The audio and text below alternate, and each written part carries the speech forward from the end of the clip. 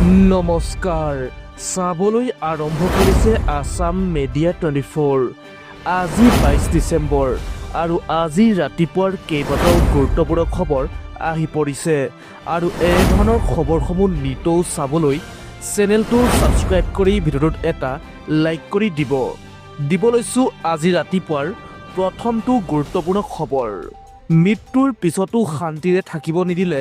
প্ৰাণৰ শিল্পী জুবিন গাৰ্গক জুবিন গাৰ্গৰ চৰিত্ৰ হনন কৰাত নামিল একাংশ ভুৱা অনুৰাগী পত্নী গৰিমা শইকীয়া গাৰ্গকো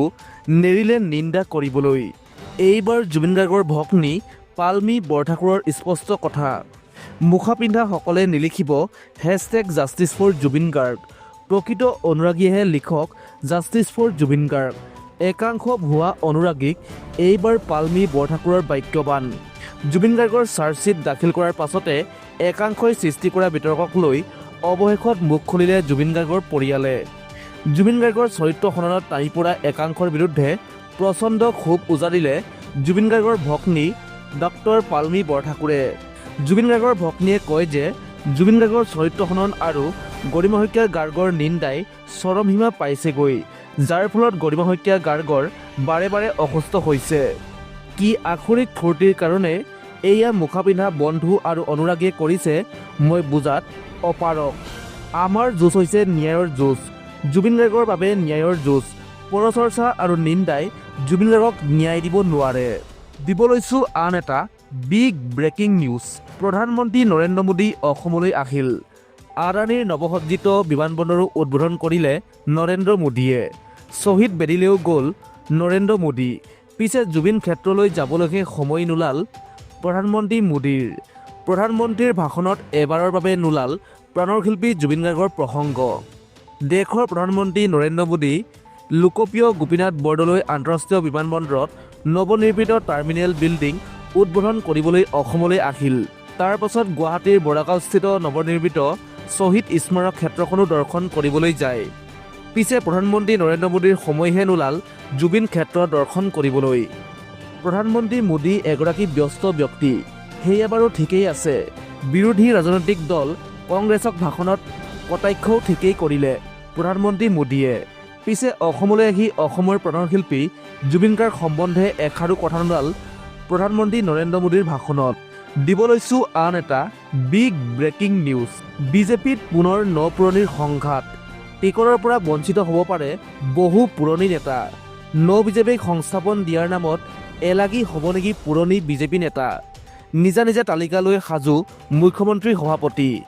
বদনামী নেতাক টিকট নিদিয়ে বিজেপিয়ে বিজেপিৰ আভ্যন্তৰীণ দ্বন্দ্বই লাভান্বিত কৰিব নেকি কংগ্ৰেছক নিৰ্বাচনৰ দিন যিমানেই চমু চাপিছে সিমানেই তুংগত উঠিছে গেৰুৱা বাহিনীৰ আভ্যন্তৰীণ সংঘাত সমাগত বিধানসভা নিৰ্বাচনত নতুন মুখক অগ্ৰাধিকাৰ দিয়া হ'ব বুলি মুখ্যমন্ত্ৰী ডক্টৰ হিমন্ত বিশ্ব শৰ্মাই ঘোষণা কৰাৰ পাছতে সমষ্টি দখল কৰিবলৈ উঠি পৰি লাগিছে একাংশ পুৰণি বিজেপি নেতা পালনেতাই কেইবাগৰাকীও জ্যেষ্ঠ নেতাৰ সমষ্টিত টিকট দাবীদাৰ হৈ পৰিছে কেইবাজনো যুৱ নেতা বিজেপিৰ ভিতৰুৱা সূত্ৰ এটাই সদৰি কৰা মতে সমাগত বিধানসভা নিৰ্বাচনত পুনৰবাৰ দলীয় প্ৰাৰ্থিত্ব লাভৰ পৰা বঞ্চিত হ'ব পাৰে কেইবাজনো মন্ত্ৰী আৰু বিধায়ক দিব লৈছো আন এটা big breaking news Shyamkanu Siddharth Shekhar অমিতপ্ৰভাৰ ফাঁচি নহয় কোনো কাৰণতে ছমাহৰ পিছতেই জেলৰ পৰা ওলাই আহিব 7 অভিযুক্ত হিমন্ত বিশ্ব শৰ্মাৰ ধমকি লৈ মই ভয় নকৰোঁ জুবিন গাৰ্গৰ হত্যাৰ অভিযুক্তসকলৰ কোনো কাৰণতে ফাঁচি নহয় কেৱল মাত্ৰ নিৰ্বাচনলৈকেহে জেলত থাকিব 7 অভিযুক্ত মুখে জেলত দিবলৈ ফাঁচি দিবলৈ খুজি আছে হিমন্ত বিশ্ব শৰ্মা চৰকাৰে SITৰ CIOৰ জৰিয়তে মোক ভয় খুৱাবলৈ খুজি আছে হিমন্ত বিশ্ব শৰ্মাই অসমত আটাইতকৈ বেছি গোচৰ থকা মানুহটোৱে মই এই মন্তব্য কৰিছে বিধায়ক অখিল গগৈয়ে আৰু হিমন্ত বিশ্ব শৰ্মাৰ বিৰুদ্ধে সৰব হৈ অখিল গগৈৰ ফালৰ পৰা কোৱা হৈছে যে জুবিন গাৰ্গৰ মৃত্যুৰ ঘটনাক লৈ যিখন চাৰ্জশ্বীট SITয়ে দাখিল কৰিছে সেই চাৰ্জশ্বীটখন অত্যন্ত দুৰ্বল একেবাৰে দুৰ্বল চাৰ্জশ্বীট বুলি মন্তব্য কৰিছে বিধায়ক অখিল গগৈয়ে দিব লৈছো আন এটা বিগ ব্ৰেকিং নিউজ অবৈধ অনুপ্ৰৱেশকাৰীক কঠোৰ সকিয়নি প্ৰধানমন্ত্ৰী নৰেন্দ্ৰ মোদীৰ অবৈধ অনুপ্ৰৱেশকাৰীক কেৱল কংগ্ৰেছে ৰক্ষণাবেক্ষণ দি আহিছে কংগ্ৰেছেহে অবৈধ অনুপ্ৰৱেশকাৰীসকলক বচাই আহিছে একমাত্ৰ কংগ্ৰেছৰ কাৰণে অবৈধ বাংলাদেশীয়ে সুৰক্ষা পাইছে। ভোটাৰ লিষ্ট শুদ্ধিকৰণ কৰিলেই কংগ্ৰেছৰ সন্দেহ খোৱা বালি তল যাব, যাৰ বাবে কংগ্ৰেছে ভোটাৰ লিষ্ট শুদ্ধিকৰণৰ বিৰোধিতা কৰিছে। অবৈধ বাংলাদেশীৰ প্ৰীতিত মছগুল হৈ থাকে কংগ্ৰেছ, কিন্তু বিজেপিয়ে এই অনুপ্ৰৱেশকাৰীৰ পৰা দেশক ৰক্ষা কৰিছে, অসমক ৰক্ষা কৰিছে। অসমক ৰক্ষা কৰাৰ বাবে বিজেপি সদায় অসমবাসীৰ ওচৰত আছে আৰু সদায় থাকিব। অসমৰ পৰিচয় আৰু সন্মান ৰক্ষাৰ বাবে আপোনালোকৰ সৈতে বিজেপি সদায় আছে বুলি এইবাৰ মন্তব্য কৰিছে প্ৰধানমন্ত্ৰী নৰেন্দ্ৰ মোদীয়ে। দিব লৈছোঁ আন এটা বিগ ব্ৰেকিং নিউজ। বিশ্বনাথৰ আজমল খাতুন আফৰোজা বেগমক ভাৰতৰ পৰা বহিষ্কাৰৰ নিৰ্দেশ দিয়া হৈছে। ফুল একশ্যন মোডত এইবাৰ বিশ্বনাথ জিলা আয়ুক্ত। বিশ্বনাথ জিলাত দুগৰাকী মহিলাক বিদেশী চিনাক্তকৰণ কৰা হৈছে। ভাৰতৰ পৰা বহিষ্কাৰ কৰাৰ নিৰ্দেশ জিলা আয়ুক্তৰ। হেলেম থানাৰ অন্তৰ্গত মিছামাৰীত ঘৰ আজমল খাতুনৰ, আনগৰাকী চতিয়া থানাৰ অন্তৰ্গত বকৰাপট্টাৰ আফৰোজা বেগম। বৰ্তমান গোৱালপাৰা জিলাৰ ডিটেনশ্যন কেম্পত আছে দুয়োগৰাকী মহিলা। ডিটেনশ্যন কেম্পত থকা মহিলা দুয়োগৰাকীক ভাৰতৰ পৰা বহিষ্কাৰৰ নিৰ্দেশ।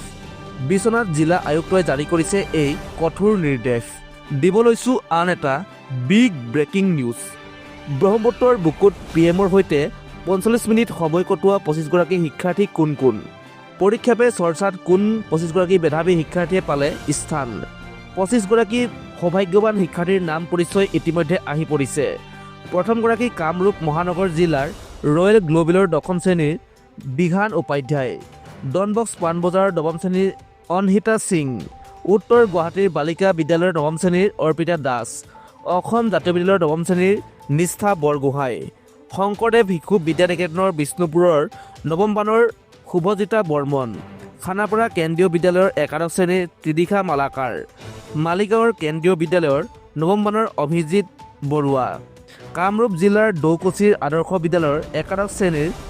আশিতা শৰ্মা, ৰঙিয়া নবোদয় বিদ্যালয়ৰ 10ম শ্ৰেণীৰ ছফিউৰ ৰহমান,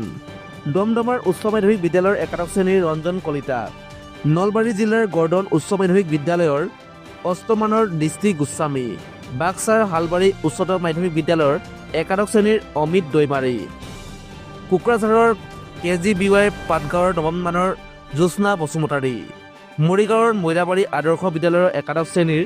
কৃষ্টিজিনা বৰাও আছিল সেই বিশেষ দলটোত। দিব লৈছোঁ আন এটা বিগ ব্ৰেকিং নিউজ। 26ৰ বিধানসভা নিৰ্বাচনলৈ কঁকালত টঙালি বান্ধিছে কংগ্ৰেছে। বিজেপিক প্ৰত্যাহ্বান জনাই কংগ্ৰেছে আৰম্ভ কৰিছে নিৰ্বাচনী ৰণৰংকা। ৰাজীৱ ভৱনত কংগ্ৰেছৰ বৃহৎ যোগদান কাৰ্যসূচী। বিজেপি অগপ এআইউডিএফ এৰি 5 শতাধিকৰ কংগ্ৰেছত যোগদান। দলৰ ভেটি শক্তিশালী কৰাৰ উদ্দেশ্যে কংগ্ৰেছৰ নিৰ্বাচনী তৎপৰতা। বিজেপি অগপ এআইউডিএফৰ প্ৰতি মোহভংগ হৈ কংগ্ৰেছত যোগদান কৰিছে বহু লোকে।